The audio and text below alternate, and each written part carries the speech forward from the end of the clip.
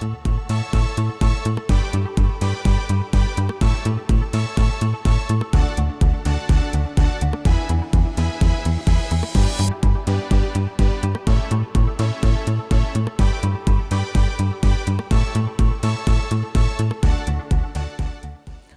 সকাল সুপ্রিয় দর্শক, আমন্ত্রণ জানাচ্ছি চ্যানেল 24 এর নিয়মিত আয়োজন প্ল্যানেটারি হেলথ একাডেমিয়া সুরক্ষায় প্রতিদিন অনুষ্ঠানে পাওয়ার্ড বাই ইউনাইটেড হসপিটাল। দর্শক, সারা পৃথিবীতে আবার কোভিড রোগীর সংখ্যা বাড়ছে মৃতের সংখ্যাও। বিশেষ করে সাম্প্রতিক সপ্তাহগুলোতে ইউরোপের বিভিন্ন দেশে আমরা দেখেছি কোভিড আক্রান্ত রোগীর সংখ্যা বেড়েছে এবং এই কোভিড সংক্রমণের ঊর্ধ্বগতি থামানোর জন্য কর্তৃপক্ষ যেই ব্যবস্থাগুলো নিচ্ছে, বিশেষ করে লকডাউনের মতো যে কঠোর ব্যবস্থা, তার বিরুদ্ধে কিন্তু জনরোষও বেড়েছে।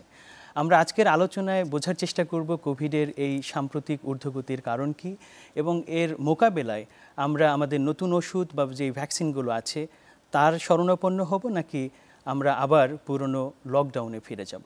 এই বিষয়গুলো নিয়ে কথা বলার জন্য দুজন বিশেষজ্ঞ আমাদের সাথে যুক্ত হচ্ছেন। চলুন তাদের সাথে আলাপচারিতায় ফিরে যাই। আমি প্রথমেই পরিচয় করিয়ে দিচ্ছি। আমাদের স্টুডিওতে উপস্থিত আছেন ডক্টর ফজলে রাব্বি চৌধুরী, ইনফেকশাস ডিজিজ ও ইন্টারনাল মেডিসিন বিশেষজ্ঞ, সহকারী অধ্যাপক, বঙ্গবন্ধু শেখ মুজিব মেডিকেল বিশ্ববিদ্যালয়। ডক্টর চৌধুরী, আপনাকে স্বাগত আমাদের অনুষ্ঠানে। ধন্যবাদ আপনাকে আমন্ত্রণ জানানোর জন্য।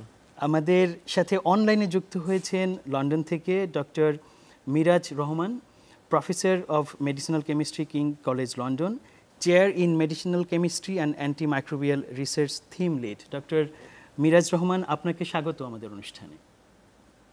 ধন্যবাদ আপনাকে আমন্ত্রণ জানানোর জন্য। ধন্যবাদ। আমরা প্রথমে স্টুডিওতে আসি। ডক্টর ফজলে রাব্বি, আমরা বলছিলাম যে সারা পৃথিবীতেই কোভিডের আবার একটু ঊর্ধ্বগতি দেখা যাচ্ছে এবং বিশেষ করে ইউরোপে এই বিষয়টি অনেকখানি বেড়েছে।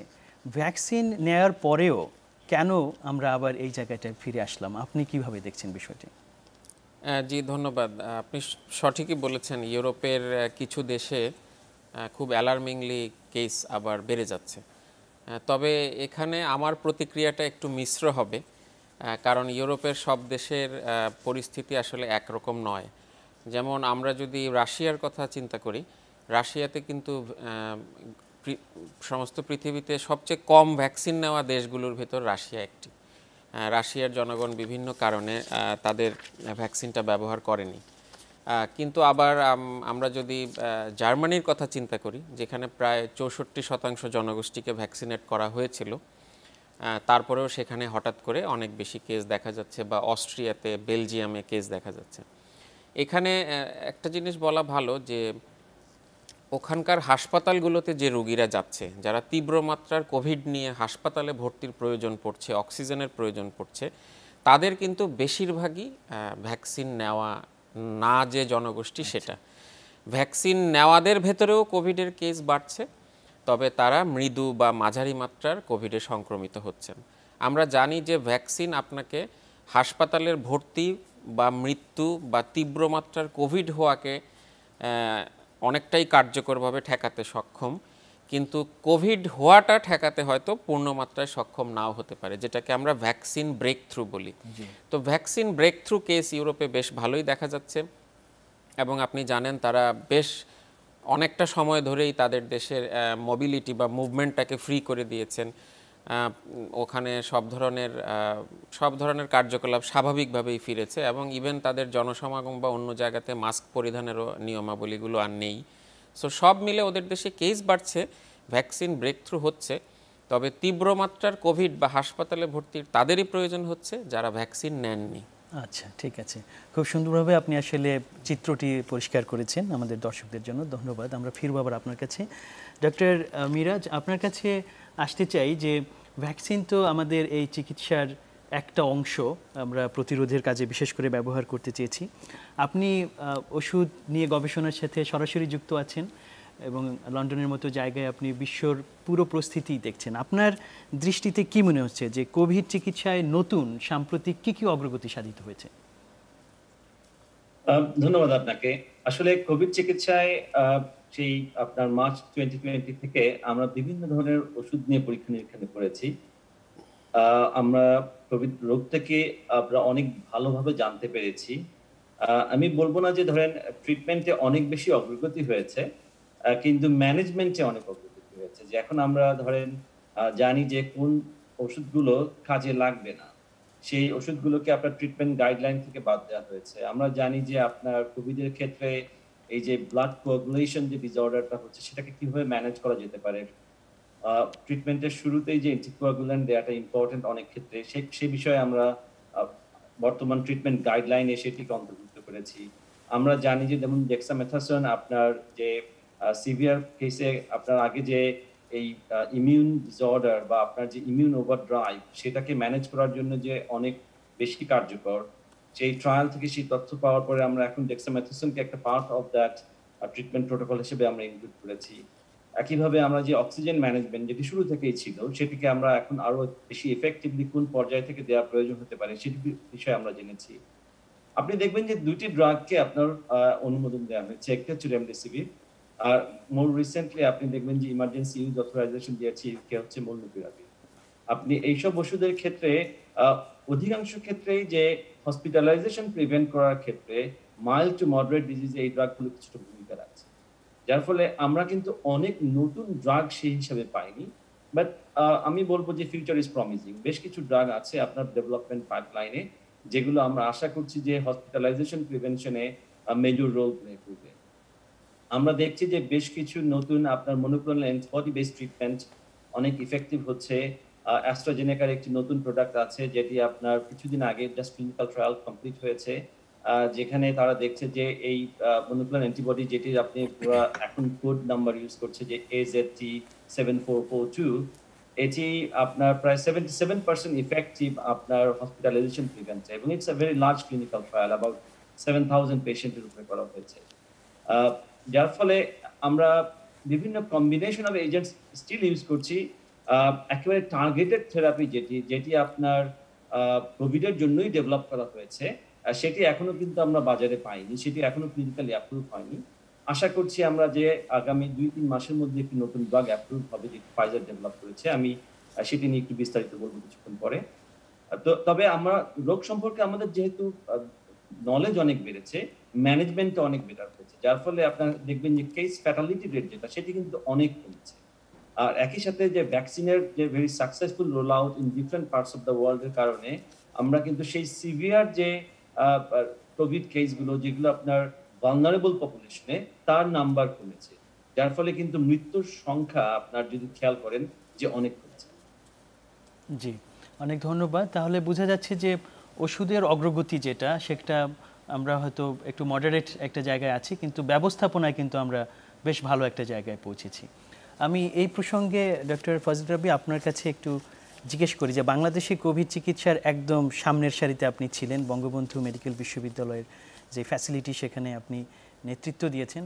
এখানে আগে যে শুরুর দিকে যে ধরনের ট্রিটমেন্ট হতো, এখনকার ব্যবস্থাপনায় আপনারা কেমন পরিবর্তন এনেছেন? আমরা প্রথম থেকেই এভিডেন্স বেসড প্র্যাকটিসের উপরে অনেকটা জোর দিয়েছি। আপনি জানেন যে এখানে কিন্তু অনেক ঔষধের অযৌক্তিক ব্যবহারের একটা প্রবণতা শুধু বাংলাদেশ না বিশ্বব্যাপী ছিল, বাংলাদেশে ব্যাপকভাবে দেখা গিয়েছে প্রথম থেকেই। কিন্তু আমরা বঙ্গবন্ধু শেখ মুজিব মেডিকেল বিশ্ববিদ্যালয়ে প্রথম থেকেই আমরা এভিডেন্স বেসড চিকিৎসায় মনোযোগ দিয়েছি এবং আমরা যেটা ডক্টর মিরাজ রহমান বললেন যে লো মলিকুলার ওয়েট হেপারিন, যাদের হাইপোক্সিয়া বা অক্সিজেন লাগছে তাদের স্টেরয়েড দেওয়া এবং আবারও যাদের হাইপোক্সিয়া তাদেরকে রেমডেসিভির দেওয়া যদি তারা 10 দিনের ভেতরে হাসপাতালে ভর্তি হন এবং কোনো ক্ষেত্রে একটা বা দুটো অ্যান্টিবায়োটিক ব্যবহার করা এবং অন্যান্য সমন্বিত ম্যানেজমেন্ট, যেটা অক্সিজেন দেবারও কিন্তু কিভাবে দিতে হবে, কিভাবে বাড়াতে হবে, কমাতে হবে, এটারও একটা পদ্ধতি আছে। সেই পদ্ধতিগুলো ফলো করেই আমরা ব্যবস্থাপনা দেওয়ার চেষ্টা করেছি এবং সময়ের সাথে আমরা আমাদের গাইডলাইনকেও, আমাদের একটা নিজস্ব গাইডলাইন রয়েছে কোভিড চিকিৎসা এবং সেই গাইডলাইনও আমরা আপডেট করেছি। আমরা একটা পর্যায়ে স্টেরয়েড স্পেয়ারিং ড্রাগ হিসাবে বা যাদের ডায়াবেটিসটা আনকন্ট্রোল তাদের ক্ষেত্রে ব্যারিটিসিনিব নামে একটা ট্যাবলেট, এটা সীমিত মাত্রায় ব্যবহার করেছি। আমরা মনোক্লোনাল অ্যান্টিবডি ককটেল আমাদের বিএসএমএমইউতে ইউজ করেছি আফটার অ্যাপ্রুভাল, অ্যাপ্রুভালের আগে নয়। এবং সামনের দিকে হয়তো এভিডেন্স যদি এনাফ জেনারেট করা যায়, আমরা এভিডেন্সের উপরে ভরসা করেই আমাদের বিএসএমএমইউ প্রথম থেকেই আমরা এটা মেনেই চিকিৎসা দেওয়ার চেষ্টা করেছি। আচ্ছা, জি, অনেক ধন্যবাদ। এই জায়গাটায় একটা ভালো কন্ট্রিবিউশন হয়েছে আসলে। আমি কোভিডের ওই জায়গাটা আবার ফিরি, যে আমরা দেখছি যে এখন তো ইউরোপের দেশগুলোতে বাড়লো, বাংলাদেশে কিন্তু আমরা দেখেছি যে মার্চের দিকে বাড়া শুরু করে, ফেব্রুয়ারির শেষ থেকে আমরা কিছু কিছু বাড়তি পাই এবং তারপর সেই জুলাই অগাস্ট পর্যন্ত জিনিসটা বাড়তেই থাকে। তো ইউরোপের সাথে মিলে কি এই যে সিজনাল একটা প্যাটার্ন আমরা দেখছি, আপনার কি মনে হয় যে কোভিড কি আসলে এরকম একটি সিজনাল ডিজিজ হিসেবে থেকে যাচ্ছে কিনা আমাদের সাথে? সেটাই হওয়ার কথা। যে কোনো রেসপিরেটরি ভাইরাস, আপনি যদি ফ্লুগুলার কথা চিন্তা করেন, সেটা ইনফ্লুয়েঞ্জা হোক বা অন্যান্য মিক্সো ভাইরাস, প্যারামিক্সো ভাইরাস বা সিনসাইটিয়াল ভাইরাস যেগুলোই হোক, সেগুলোর মতোই SARS-CoV-2 একটা সময়ে কমিউনিটিতে সেটেল করবে অ্যাজ এ অন্যান্য ফ্লুর মতো, বা অলরেডি করছে। এবং আমরা হয়তো সারা বছরই এটার কিছু না কিছু কেস দেখতে পাবো, এবং মাঝে মাঝে ফ্লু যেমন বসন্তকাল আসলে বেড়ে যায় বা শীতের আগ দিয়ে একটু বেড়ে যায়, আবার শরতের দিকে কিছুটা বেড়ে যায়, এরকম আমাদের দেশেও হয়তো কোভিডের একটা মাঝে মাঝে বাড়বে, মাঝে মাঝে কম থাকবে। তবে এটা একসময় কমিউনিটিতে এটা হয়তো অন্য ভাইরাল যে ফুসফুস কেন্দ্রিক যে ভাইরাসগুলো রয়েছে সেগুলোর মতো এটা একসময় সেটেল হয়ে যাবে, থিতু হয়ে যাবে। আচ্ছা, জি, থ্যাংক ইউ।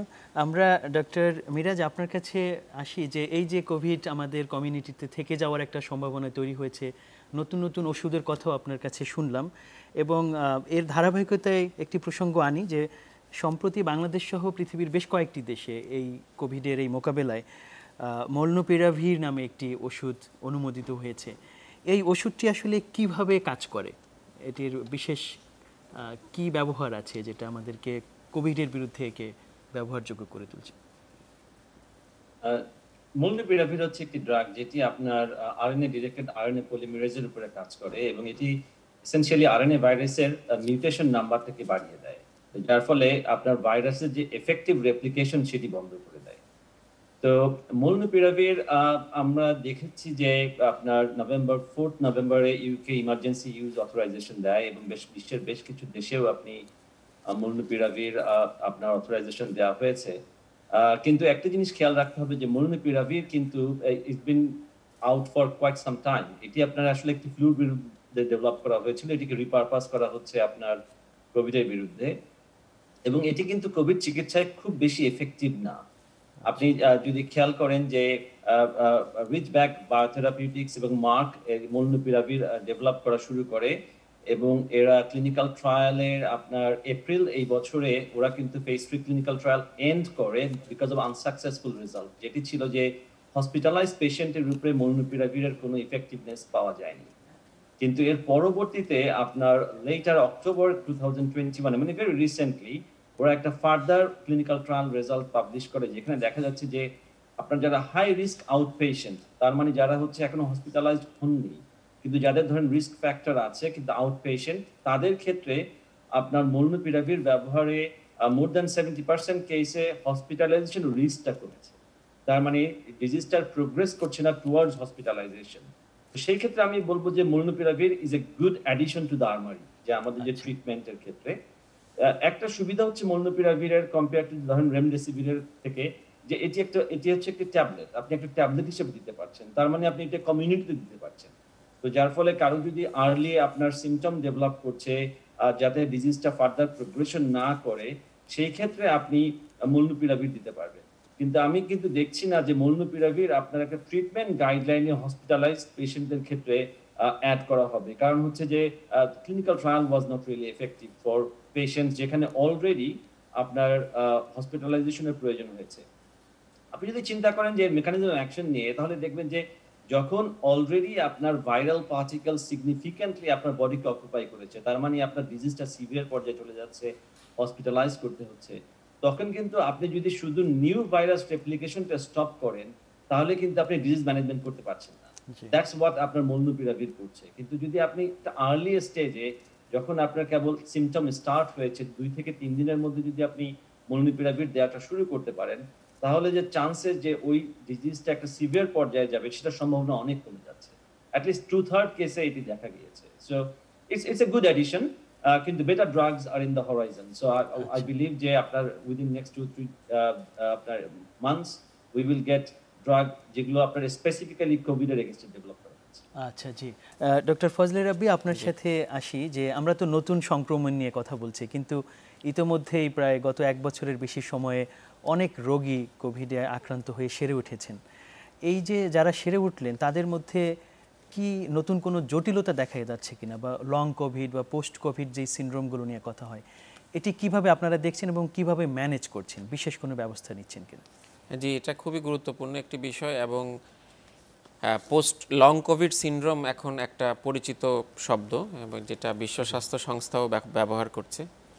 এবং রিসেন্টলি নেচার সায়েন্টিফিক রিপোর্টে একটা চমৎকার গবেষণাও প্রকাশিত হয়েছে, যেখানে 50টিরও অধিক উপসর্গকে তারা আইডেন্টিফাই করেছে কোভিড থেকে ভালো হয়ে যাওয়া বা কোভিড সংক্রমিত বা সংক্রমণ পরবর্তী সময়ে। তো আমাদের আপনি জানেন যে বঙ্গবন্ধু শেখ মুজিব মেডিকেল বিশ্ববিদ্যালয়ে পোস্ট কোভিড ক্লিনিক রয়েছে। এটা বাংলাদেশের সবচেয়ে বড় পোস্ট কোভিড ক্লিনিক এবং সেখানে আমরা এখন পর্যন্ত প্রায় 1200 রোগীকে সার্ভিস দিয়েছি। এবং আমরা যেটা দেখতে পাচ্ছি এবং গ্লোবালিও চিত্রটা কাছাকাছি।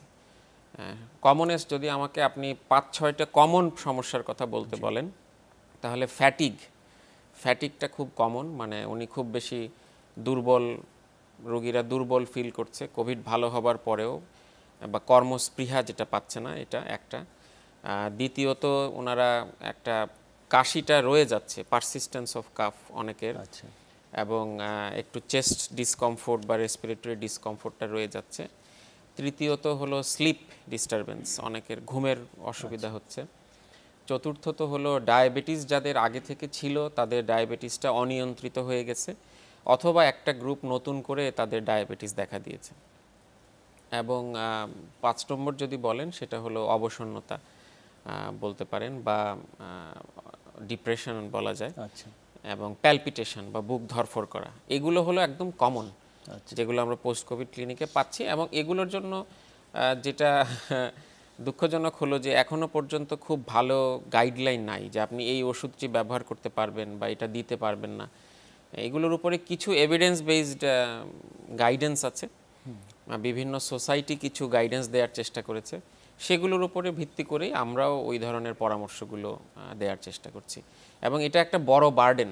আমি এই সুযোগে একটু বলতে চাই যে এটা বিএসএমএমইউ বা ঢাকা মেডিকেল কলেজেও পোস্ট কোভিড ক্লিনিক রয়েছে। এটা আসলে এই আপনি যেটা বলেছেন যে লক্ষ লক্ষ রোগী কিন্তু আক্রান্ত হয়ে গিয়েছে বাংলাদেশে, এবং একদম উপজেলা পর্যন্ত অনেক রোগী রয়েছে।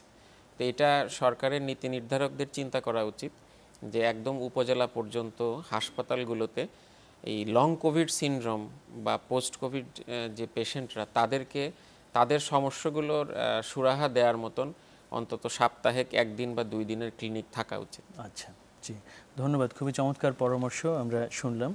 আমরা এবার একটু ডক্টর মিরাজ আপনার কাছে আসি। আপনি কথা প্রসঙ্গে কিন্তু বলছিলেন যে আগামী কয়েক মাসের ভেতরে আমরা কোভিড স্পেসিফিক নতুন নতুন ওষুধ পেতে পারি।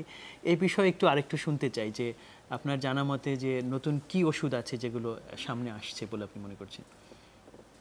আসলে বেশ কয়েকটি ওষুধ নিয়ে আপনার বর্তমানে কাজ চলছে। তার মধ্যে সবচেয়ে প্রমিজিং যেটিকে আমরা বলছি হচ্ছে আপনার প্যাক্সলোভিড। এটি হচ্ছে একটি যে কোভিড এর যে মেইন প্রোটিয়েজ এনজাইম যেটি বলে 3CL প্রোটিয়েজ, এটি ইনহিবিটর। এটি ডেভেলপ করছে হচ্ছে ফাইজার। তো ফাইজার আসলে আপনার মনে আছে কিনা যে 2003-4 এর দিকে যখন সার্স প্যান্ডেমিক শুরু হয়েছিল, তখন আসলে ফাইজার SARS-CoV-1 এর এগেইনস্টে একটি ড্রাগ ডিসকভারি প্রোগ্রাম হাতে নেয়, যেটি পরবর্তীতে তারা কখনোই একটি ড্রাগ মার্কেট করেনি, যেহেতু আমরা সেই প্যান্ডেমিকটা খুব অল্প সময়েই মোকাবেলা করতে পেরেছিলাম। তো প্যাক্সলোভিডটা হচ্ছে সেই প্ল্যাটফর্মের উপরে ডেভেলপ করা আপনার SARS-CoV-2 3CL প্রোটিয়েজ ইনহিবিটর। এটা আপনার ওরা করেছে যে এর সাথে আপনার রিটোনাভির একটি আপনার এইচআইভি প্রোটিয়েজ ইনহিবিটর আছে, সেটা খুবই অল্প পরিমাণে একটা কম্বিনেশনে দেওয়া হয়েছে, কারণ দেখা গেছে যে এটি আপনার এই প্যাক্সলোভিডের ডিগ্রেডেশনটাকে প্রিভেন্ট করে। তো প্যাক্সলোভিড খুবই excellent phase 3 clinical trial data publish হয়েছে খুব রিসেন্টলি। আপনার এই বছরের মার্চে ওরা ফেজ 3 ক্লিনিক্যাল ট্রায়াল শুরু করে, এবং তারপরে মার্চে আপনার ক্লিনিক্যাল ট্রায়াল শুরু করে, এবং জুলাইতে আপনার large stage phase 3 clinical trial শুরু করে। আপনার নভেম্বরে ওরা যে ডেটা পাবলিশ করেছে সেখানে দেখা যাচ্ছে যে প্যাক্সলোভিড আপনার 89% effective in preventing hospitalization. It's extremely safe and it works আপনার কয়েকটা স্টেজে, আপনার আর্লি স্টেজে আপনি যদি সিমটম শুরু হওয়ার 3 থেকে 5 দিনের মধ্যে ইউজ করেন তাহলে সবচেয়ে ইফেক্টিভ। কিন্তু এর পরবর্তীতেও আপনার আমরা দেখছি যে প্যাক্সলোভিডের এফেক্টিভনেসটা বেশ ভালো পরিমাণেই থাকছে। প্রোটিয়েজ ইনহিবিটর ক্লাস হচ্ছে আপনার যে কোনো ভাইরাসের এগেইনস্টে সবচেয়ে সাকসেসফুল ড্রাগ ক্লাস। আপনি খেয়াল করে দেখবেন যে এইচআইভি প্যান্ডেমিক কিন্তু আমরা প্রিভেন্ট করতে পেরেছিলাম এইচআইভি প্রোটিয়েজ ইনহিবিটর ডেভেলপ করার মাধ্যমে। এরা হচ্ছে একটা ট্রানজিশন স্টেট ইনহিবিটর যারা আপনার প্রোটিয়েজ এনজাইমটাকে আপনার লক করে ফেলে, যার ফলে ভাইরাস তার পার্টিকেল গুলো তৈরি করার জন্য যে ইফেক্টিভ প্রোটিন দরকার সেই পলিপেপটাইড চেইনটাকে ক্লিপ করতে পারে না।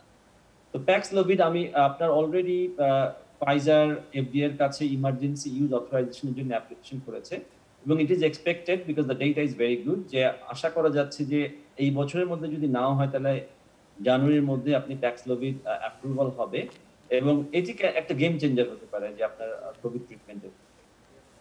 আর কয়েকটি ড্রাগ আছে যেগুলো আপনার এখনো ফেজ 2 ফেজ 3 ইন্টারফেজে আছে, বাট সেগুলোর ব্যাপারে ফেজ 3 ট্রায়াল প্ল্যানড হচ্ছে আপনার next year. So that means আমরা হয়তো সেই ড্রাগগুলোর ব্যাপারে ফেজ 3 ডেটা পেতে নেক্সট ইয়ারের মাঝামাঝি পর্যায়ে পর্যন্ত যেতে পারে। আচ্ছা, জি, খুব আশাবাদী খবর। আসলে কোভিডের বিরুদ্ধে আমাদের সুনির্দিষ্ট ওষুধের এই সম্ভাবনাগুলো খুব প্রয়োজন আসলে এই সময়ে বাস্তবায়ন করা। ধন্যবাদ। আমরা আবার ফিরবো আপনার সাথে আলোচনায়। ডক্টর ফজলে রাব্বি, আপনার কাছে আসি যে কোভিডের বর্তমানে বাংলাদেশের চিত্রটা আসলে কেমন? এমনিতে কমে গেছে বলে আমরা মনে করছি, কিন্তু আপনারা ক্লিনিকে কি দেখছেন এবং বিশেষ কোনো বৈশিষ্ট্য চোখে পড়ছে কিনা যাদের এখন আক্রান্ত হচ্ছে? না, বাংলাদেশে কেস এখন অত্যন্ত সহনীয় পর্যায়ে রয়েছে। আপনি আমাদের সরকারি তথ্য অনুযায়ী তো দেখতেই পাচ্ছেন আমাদের শনাক্তের হার কিন্তু 2% নিচে প্রায় 1 মাস ধরে। শুধু তাই না, আমাদের যেটা বাস্তব অভিজ্ঞতা, আমাদের হাসপাতালেও এটা অনেকখানি কমে গিয়েছে, অনেকখানি। যেখানে আমাদের বিএসএমএমইউতে আমরা 350 রুগী আমরা সেবা দিতে পারতাম, সেখানে এখন 17 থেকে 30 জনের মতো রুগী থাকছে এবং এগুলো খুবই জটিল রুগী, অন্য ঢাকার বাইরে থেকে রেফার হয়ে আসা পেশেন্ট, এগুলোই। সো সংক্রমণের হার এখন নিশ্চিতভাবেই বাংলাদেশে কম। তবে সংক্রমণের কোনো নতুন ধরন, যদি উপসর্গ ভিত্তিক এখনও নতুন কিছু এখনও চোখে পড়ছে না। প্রথম ওয়েভে যেভাবে জ্বর এবং কাশি বা নাক বন্ধ এটা ছিল মূল উপসর্গ, দ্বিতীয় ওয়েভের সময়ে মাথা ব্যথা, গন্ধ চলে যাওয়া, বমি এবং পাতলা পায়খানা, এটা ছিল প্রিডমিনেন্ট সিমটম। এখন যে কেসগুলো আমরা পাচ্ছি বেশিরভাগই মৃদু মাঝারি সংক্রমণ এবং এরা প্রথম দ্বিতীয় ওয়েভের যে উপসর্গগুলো ছিল এগুলো নিয়েই আমাদের কাছে আসছে এবং তারা সিভিয়ার কোভিড বা তীব্রমাত্রার কোভিড খুব কমই পাওয়া যাচ্ছে। আচ্ছা, ওকে।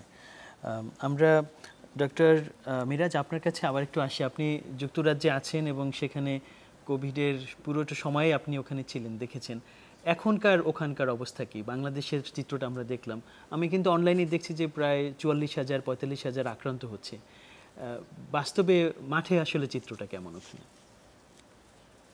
যুক্তরাজ্য আপনার কোভিডের ক্ষেত্রে একটি অনেক বড় একটা টেস্ট কেস আপনি বলতে পারেন, কারণ এখানে হচ্ছে ভ্যাকসিনেশন হার তো অনেক বেশি, ভ্যাকসিনেশন আপটেকটা অনেক ভালো। আপনার খুব পপুলিস্ট একটা গভর্নমেন্ট ক্ষমতায় আছে যারা আপনার খুব দ্রুত আপনার ইকোনমিটাকে ওপেন করার চেষ্টা করেছে এবং ভেরি সাকসেসফুল ইকোনমিটাকে ওপেন করতে পেরে ওইসিডির মধ্যে বোধহয় আপনার বর্তমানে সবচেয়ে হাইয়েস্ট আপনার যে ইকোনমিক রিকভারি সেটি যুক্তরাজ্যে। কিন্তু যুক্তরাজ্যে কিন্তু আপনার কোভিড কেস কখনোই কমে যায়। আপনি সেই সামার থেকে যখন টোটাল ওপেন করা হয়েছে তখন থেকেই আপনার কেস বিটুইন 40 to 50,000 থেকেছে, মাঝখানে আপনার 30,000 এর মতো চলে এসেছিল পার ডেতে, এখন আবার নাম্বার বাড়ছে। কিন্তু ডিফারেন্সটা হচ্ছে যে আপনার কোভিড কেস কিন্তু ড্রিভেন হচ্ছে আপনার স্কুল চিলড্রেন, আপনার ইয়াং অ্যাডাল্ট, সেটা দিয়ে আপনি যদি খেয়াল করেন যে আপনার যেটা রিস্ক এজ পপুলেশন ধরেন 80+ বা 70+, তারা যেহেতু মোস্টলি ভ্যাকসিনেটেড, সেই ক্ষেত্রে কিন্তু আপনার যারা হসপিটালাইজড হচ্ছে তাদের সংখ্যা খুবই কম। যারা হচ্ছে তাদের মধ্যে যেটা আনভ্যাকসিনেটেড পপুলেশন আছে এবং আনফরচুনেটলি অনেক এথনিক মাইনরিটি গ্রুপ আছে যারা আনভ্যাকসিনেটেড ইন দ্যাট গ্রুপ, তারা আপনার হসপিটালাইজ হচ্ছে। এখন আমরা একটা ডিফিকাল্ট উইন্টার এক্সপেক্ট করছি, তার কারণ হচ্ছে যেহেতু যুক্তরাজ্য আপনার one of the early uptake হয়েছে ভ্যাকসিনেশনে। আপনার যে বুস্টার ডোজ প্রোগ্রাম চলছে এখন, কিন্তু প্রত্যেকটা ভ্যাকসিনের একটা ইমিউনিটি ওয়েন করে একটা over a period of time. তো সেটি আপনার কোইনসাইড করছে এই উইন্টার সিজনের সাথে, যখন মানুষ বেশি ইনডোরে থাকছে, মাস্ক ইউজ করছে না, এবং প্রলং টাইম ইনডোরে থাকলে ইভেন ভ্যাকসিনেটেড পিপলেও কিন্তু আপনার যে ডক্টর রাব্বি যেটি বললেন যে ভ্যাকসিন ব্রেকথ্রু কেস হচ্ছে, এবং সেটি আমরা এখন অনেক দেখছি। যদিও সেটি কিছুটা মাইল্ড অনেক অধিকাংশ ক্ষেত্রে, কিন্তু আমরা ঠিক বুঝতে পারছি না যে আপনার যখন এই প্রপার উইন্টার আসছে ডিসেম্বর জানুয়ারিতে, তখন এই রিলেটিভলি এজড পপুলেশনে এটার ইম্প্যাক্টটা কি পরিমাণে পড়বে। আমরা দেখছি যে ইউরোপে কিন্তু নাম্বার অনেক বাড়ছে, এবং সেই সাথে সাথে আপনার হসপিটালাইজেশন অনেক বাড়ছে। যুক্তরাজ্য যেহেতু অলরেডি একটা হাই বেসলাইন থেকে শুরু করছে, আমরা মনে করছি না যে নাম্বারটা আরো অনেক বেশি বাড়বে, কিন্তু আমরা যেটি নিয়ে ওরিড যে হয়তো হাই রিস্ক পপুলেশনে কেস নাম্বার বাড়লে আমরা আরো বেশি আনফরচুনেটলি ডেথ দেখব। আচ্ছা, ডক্টর ফজলে রাব্বি, আপনার কাছে আসি যে বাংলাদেশে তো নতুন কিছু ওষুধ অনুমোদিত হয়েছে, কিন্তু ওষুধগুলোর ক্ষেত্রে এরকম একটি বলা হয়ে থাকে যে আক্রান্ত হওয়ার 3 দিনের মধ্যে বা 5 দিনের মধ্যে বা 10 দিনের মধ্যে এই ওষুধগুলো ব্যবহার করলে তাহলে ভালো ফলাফল পাওয়া যাবে। সাধারণ মানুষের পক্ষে এই সময় নির্ধারণ করা খুব কঠিন। কিভাবে আমরা আসলে এটি নিশ্চিত করতে পারি? হ্যাঁ, না, এটা তো খুবই জটিল একটা বিষয়। একে তো আমাদের যেটা আমরা বলি যে স্বাস্থ্য ব্যবস্থায় প্রবেশাধিকার বা অ্যাক্সেস, এটা আমাদের দেশে তো একটু কমই। অনেকে চাইলেও হয়তো হাসপাতালে যাচ্ছেন না তার কাজের জন্য বা বিভিন্ন কারণে, এবং আমরা যেটা বলছি যে প্রথম 7 দিনের ভিতর দেওয়া, সে সময় অনেককে আমরা পরীক্ষা লিখলেও তিনি হয়তো পরীক্ষা করছেন না, আমি আরেকটু দেখি, আরও 1-2 দিন, এরকম বিষয় চলে আসে। আবার পরীক্ষা করতে কেউ চাইলেও সেটা হয়তো অনেকের জন্য খুব সহজলভ্যও না, বাসার কাছেও না, অনেক রকম জটিলতা হতে পারে, এটাও চিন্তায় চলে আসে, এক্সপেন্সিভও। হ্যাঁ, প্রাইভেট প্রতিষ্ঠানগুলোতে এক্সপেন্স, সব মিলে এই যে উইন্ডো পিরিয়ডের কথা বললেন, এখানে আসলে এই উইন্ডো পিরিয়ডে পেশেন্ট পাওয়ার সম্ভাবনা তো একটু চ্যালেঞ্জিংই। তবে আমাদের যেটা চিকিৎসক হিসাবে আমি যেটা মনে করি যে যদি কারো কোভিডের মতন সংক্রমণ থেকে থাকে, তাকে অবশ্যই আরটিপিসিআর বা র্যাপিড অ্যান্টিজেন টেস্ট, এখন এটা অ্যাভেলেবেল, এটা অ্যাডভাইস করা উচিত, এবং তাকে মোটিভেট করা উচিত যে আপনি এটা টেস্টটা করুন। যদি টেস্টটা পজিটিভ হয় তাহলে আপনাকে এই মৃদু সংক্রমণ থাকাকালীন, মানে যাদের ক্ষেত্রে রিস্ক ফ্যাক্টর থাকে, যেটা ডক্টর রহমান বললেন যে রিস্ক ফ্যাক্টর থাকবে, তাদের ক্ষেত্রে কিন্তু আপনাকে অ্যান্টিভাইরাল দেওয়ার সুযোগ রয়েছে। সো এইভাবে তাকে মোটিভেট করা, তাকে টেস্টে উদ্বুদ্ধ করা, টেস্টিং ফ্যাসিলিটিগুলোকে আরও সহজলভ্য করা, এগুলো করতে পারলে হয়তো এটা রিচ করা সম্ভব।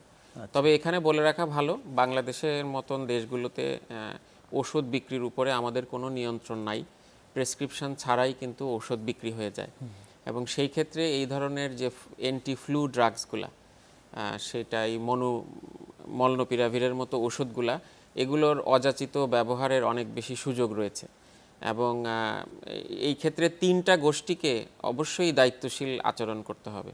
একটা হলো আমাদের যারা যে কোম্পানিগুলো এই ড্রাগটা প্রমোট করছেন, তাদেরকে দায়িত্বশীলভাবে এটা প্রমোট করতে হবে, কোনো প্রেশার ক্রিয়েট করা যাবে না ফার্মেসিগুলোর উপরে বা চিকিৎসকদের উপর।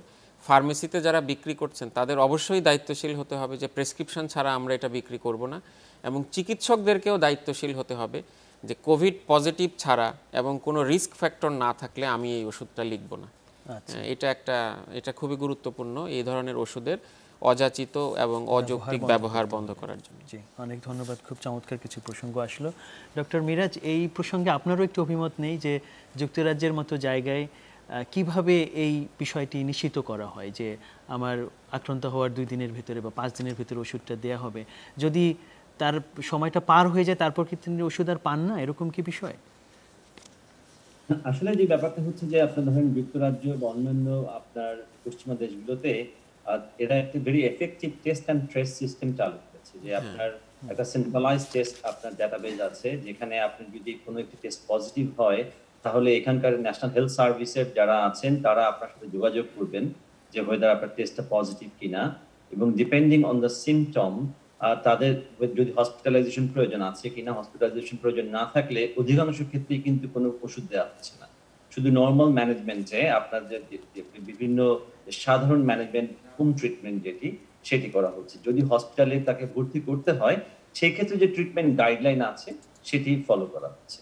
এবং এটি সবসময় ডিপেন্ড করে হচ্ছে যে ওয়েদার দ্য পেশেন্ট আপনার কোন ক্যাটেগরিতে আছে। যেমন যদি এটা ধরেন যে চিলড্রেন বা ইয়াং অ্যাডাল্টস যাদের ক্ষেত্রে অধিকাংশ ক্ষেত্রে ডিজিজটা খুব মাইল্ড, তাদের ক্ষেত্রে কিন্তু হসপিটালাইজেশনের প্রয়োজন হচ্ছে না। কিন্তু যদি ধরেন আপনার যারা একটি এজ ক্যাটাগরিতে যে আইদার ভালনারেবল বিকজ তার ইমিউনো কম্প্রোমাইজড, অথবা আপনার হাই এজ ক্যাটাগরিতে যেখানে আমরা জানি যে already immune system is very weak, তাদের ক্ষেত্রে আপনার স্পেসিফিক প্রেসক্রিপশন দেওয়া হচ্ছে, যেটা আপনার যে জিপি যেটা বলে এখানকার যে ফিজিশিয়ান, যে ফ্যামিলি ফিজিশিয়ান যারা আছেন তারা আপনার জিপিরা সেই ড্রাগ প্রেসক্রাইব করছেন। তবে ইউকেতে এটি অনেক সহজ, কারণ হচ্ছে যেহেতু আপনার টেস্টটা সেন্ট্রালাইজ, আপনাকে ইনফর্ম করতে পারছে অন টাইম, এবং আপনি ওই মেডিসিন অ্যাক্সেস করতে পারবেন না উইদাউট প্রেসক্রিপশন। আপনাকে স্পেসিফিক একটা ফার্মেসিতে যেতে হবে to get the medicine. Doctor Rabbi যেটা বলছিলেন, বাংলাদেশে যে সমস্যা, ধরেন আপনার ফার্মাসিউটিক্যাল কোম্পানিগুলো অনেক সময় অনেক মেডিসিনকে ইট ইজ দ্য কিওর এভাবে আপনার যখন এটিকে প্রচার করে, আর সাধারণ মানুষ আন্ডারস্ট্যান্ডেবলি তারা খুবই কনসার্ন, তারা চাইবে যে এমন একটা ওষুধ নিতে যেটি তারা নিজেদেরকে সুরক্ষায় রাখতে পারে, যার ফলে কিন্তু মানুষ আপনার আলাদা ডক্টরদের উপর প্রেশার ক্রিয়েট করছেন অথবা ফার্মেসিতে যাচ্ছেন সেই ওষুধ নিয়ে আসার জন্য, এবং যার ফলে এই ওষুধগুলোর অনেক অ্যাবিউজ হওয়ার সম্ভাবনা। জি, এই ঝুঁকিটা আসলে রয়েই গেল। দেখি আমাদের সিস্টেম যদি উন্নতি হয় তাহলে হয়তো এখান থেকে আমরা বের হয়ে আসতে পারবো। আমরা অনুষ্ঠানের প্রায় শেষের দিকে চলে এসেছি। আপনার কাছে একটি প্রশ্ন রাখতে চাই যে এই যে ভ্যাকসিনের প্রসঙ্গটা, ভ্যাকসিন ব্রেক থ্রুর প্রসঙ্গ আসলো, ভ্যাকসিন নেওয়ার পরেও রোগীরা আক্রান্ত হচ্ছে, ইউরোপে হচ্ছে, অন্যান্য দেশে হচ্ছে, তাহলে কি ভ্যাকসিন আমাদের ব্যর্থ নাকি এটি প্রত্যাশিত ছিল? এই বিষয়ে যদি আপনার অভিমত বলেন। আমি বলবো যে এটি প্রত্যাশিত ছিল, কারণ কোনো ভ্যাকসিনই কিন্তু 100% ইফেক্টিভ না এক নম্বরে, যার ফলে আপনার একটা চান্স অলওয়েজ থেকেই যায় যে আপনার ভ্যাকসিন থেকে ইনফেকশন হতে পারে। আরেকটি ব্যাপার হচ্ছে যে সবাই কিন্তু একই পরিমাণে অ্যান্টিবডি ডেভেলপ করে না, অনেকেই আছেন যে কিছুটা ইমিউনো কম্প্রোমাইজড, এবং আপনি নর্মালি সেটি বুঝতে পারবেন না যে কার কোন লেভেলে অ্যান্টিবডি তৈরি হয়েছে। ওভার টাইম আপনার অ্যান্টিবডির পরিমাণ কমে যায়, যার ফলে কোন সময় আপনি এক্সপোজার হচ্ছেন সেই ভাইরাসের প্রতি সেটির একটি বড় ব্যাপার আছে। আর আরেকটা বড় সমস্যা হচ্ছে যে আপনার ভ্যাকসিন আপটেক কিন্তু কোথাও 100% না, যার ফলে অনেক আনভ্যাকসিনেটেড পিপল আছেন যাদের হয়তো ভাইরাল লোড অনেক বেশি, তারা ভাইরাস ছড়াচ্ছেন, এবং একজন ভ্যাকসিনেটেড পিপল যদি তার ক্লোজ প্রক্সিমিটিতে থাকেন আপনার ইনডোরে, যেখান থেকে সেই ভাইরাসের প্রতি এক্সপোজার হচ্ছে, তখন তার কিন্তু মাইল্ড ইনফেকশন হতেই পারে। তো আমি মনে করি যে আমাদের ভ্যাকসিনটাই হচ্ছে দ্য ওয়ে আউট আমাদের জন্য। আর নির্দিষ্ট সময় পর হয়তো আমাদের বুস্টার ডোজ দিতে হতে পারে যাতে আমাদের ইমিউন সিস্টেমটাকে আবার আমরা ট্রেন করতে পারি, এবং এই ভ্যাকসিনেশন প্রোগ্রামটা যদি আমরা ইফেক্টিভলি চালিয়ে যেতে পারি, দেন আমরা আশা করতে পারি যে আর 1-2 বছরের মধ্যে Covid will be like normal flu, এবং এটি হয়তো আমাদেরকে পিরিয়ডিক্যালি নিজেদেরকে ভ্যাকসিনেট করে নিতে হবে। আচ্ছা জি, অনেক ধন্যবাদ আপনাকে আপনার অভিমত এবং মন্তব্য আমাদের সাথে শেয়ার করার জন্য। আমি স্টুডিওতে আসি ডক্টর রাব্বি, আপনার কাছে প্রশ্ন যে লকডাউনের প্রসঙ্গটা কিন্তু এসছে, ইউরোপের অনেকগুলো কান্ট্রিতে লকডাউনের যেই সিস্টেম চালু করার চেষ্টা করা হয়েছে তার বিরুদ্ধে জনগণও কিন্তু আবার দেখলাম যে ফুঁসে উঠেছে। তো আপনার কি মনে হয় যে বাংলাদেশের মতো দেশ অথবা অন্যান্য দেশে লকডাউন কি আবার ফেরত আসার প্রসঙ্গ আছে নাকি অন্য কোনোভাবে কি আমাদের মোকাবেলা করতে হবে? বাংলাদেশে বোধহয় লকডাউনে আর বাংলাদেশ হয়তো আর যাবে না, কারণ লকডাউন অবশ্যই একটা কার্যকর ব্যবস্থা এবং প্রমাণিত কার্যকর ব্যবস্থা। কারণ ভাইরাস তো নিজে নিজে চলে না, ভাইরাসকে নিয়ে মানুষ চলাফেরা করে। সো আপনি যদি মানুষের মোবিলিটি বন্ধ করে দেন, এটাই সবচেয়ে কার্যকর উপায় ট্রান্সমিশন ছড়ানোর চেইনটাকে ভেঙে দেওয়ার। কিন্তু বাংলাদেশের মতন যে দেশগুলো রয়েছে তারা আসলে দীর্ঘ সময় লকডাউন অ্যাফোর্ড করতে পারে না, কারণ আমাদের যে সামাজিক সুরক্ষা বলয় ব্যবস্থা, এটা অন্যান্য ওয়েস্টার্ন কান্ট্রি যেখানে লকডাউন চলছে সেই দেশগুলোর মতো এত শক্তিশালী না, এবং সামাজিক সুরক্ষা বলয়ের আন্ডারে যে সুবিধাগুলো পাওয়ার কথা প্রান্তিক জনগোষ্ঠীর বা যারা চাহিদা রয়েছে যাদের, সেই জনগোষ্ঠীর কাছে পূর্ণ সুবিধাটা পৌঁছে দেওয়ার যে ব্যবস্থাপনা, সেই ব্যবস্থাপনার একটা দুর্বলতা আমাদের মতো দেশগুলোতে আছে, যার কারণে আমি মনে করি হয়তো লকডাউনের মতো পদ্ধতিতে বাংলাদেশ হয়তো আর যাবে না। আমাদেরকে ভ্যাকসিন এবং সামাজিক যে বিধিনিষেধ, বিশেষ করে মাস্ক ব্যবহার করা, এই দুটোর উপরে ভরসা করতে হবে, এবং আমি অ্যাপিল জানাবো সবাইকে ভ্যাকসিন নিয়ে ফেলার। আচ্ছা, এটাই আমাদের জন্য কার্যকর পদ্ধতি হবে। জি, অনেক ধন্যবাদ আপনার কথা থেকে এবং ডক্টর মিরাজ দুজনের কথা থেকে কিন্তু ভ্যাকসিনের প্রসঙ্গটা এসেছে, যে শেষ পর্যন্ত এটাই হয়তো way out of this crisis আমাদের জন্য। ডক্টর মিরাজ, আপনাকে অনেক ধন্যবাদ। আমরা আজকে বিদায় নিচ্ছি আপনার কাছ থেকে, আবার আপনার সাথে যুক্ত হব আশাবাদ ব্যক্ত করছি। ধন্যবাদ। ধন্যবাদ আপনাকে। এই আলোচনাটা খুবই ভালো লাগলো। আমিও ডক্টর রাব্বির মতো বলবো যে ভ্যাকসিন নিন এবং মাস্ক ব্যবহার করুন, সোশ্যাল ডিস্টেন্সিং মেনটেন করুন। এর চাইতে বেশি কার্যকর প্রতিরোধ কোনোভাবেই সম্ভব নয়। জি, ধন্যবাদ আপনাকে। ডক্টর রাব্বি, আপনাকেও ধন্যবাদ আমাদের সাথে আজকে যোগ দেওয়ার জন্য। ধন্যবাদ। সুপ্রিয় দর্শক, আমরা শেষ প্রান্তে চলে এসেছি আমাদের আজকের আয়োজনের। আমরা কথা বলছিলাম সারা পৃথিবীতে যে আবার কোভিডের ঊর্ধ্বগতি লক্ষ্য করা যাচ্ছে, তার বিরুদ্ধে কি আমাদের নতুন ওষুধ বা আমাদের যে ভ্যাকসিন আছে সেটা আমরা মেনে নেব, নাকি আবার লকডাউনে ফিরে যাওয়ার সম্ভাবনা থাকবে আমাদের।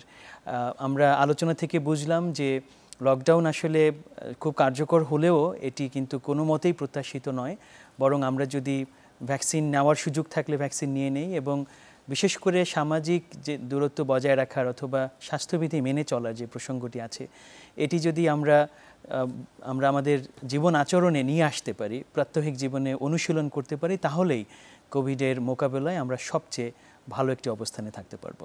আপনারা সবাই এই সচেতনতাগুলো মেনে চলবেন এবং স্বাস্থ্যবিধি মেনে চলবেন, এই প্রত্যাশা রেখে আজকের মতো শেষ করছি। ভালো থাকবেন।